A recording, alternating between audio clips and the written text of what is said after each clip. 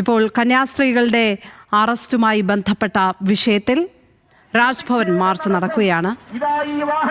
KPCCയുടെ Raj Bhavan March.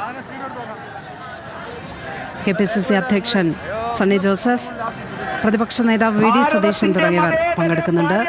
പാരമ്പര്യത്തിന് കളങ്കം ചാർത്തിക്കൊണ്ട് ജാതി മതവർഗീയവാദികൾ ഉയർത്തുന്ന വെല്ലുവിളികളെ ചെറുത്തു തോൽപ്പിക്കാൻ മതേതര ഇന്ത്യയുടെ ആത്മാവായ ഇന്ത്യൻ നാഷണൽ കോൺഗ്രസ് പ്രതികരണാത്മകമായി പ്രവീണ ചേരുന്നുണ്ട്. പ്രവീണ, മുതിർന്ന നേതാക്കൾ എല്ലാവരും, പ്രതിപക്ഷ നേതാവ്, KPCC അധ്യക്ഷനടക്കം മുതിർന്ന നേതാക്കൾ അടക്കം പങ്കെടുക്കുന്ന രാജ്ഭവൻ മാർച്ചാണ്.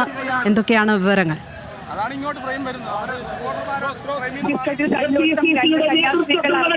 ജാമ്യം നിഷേധിച്ച സംഭവമുണ്ടായി.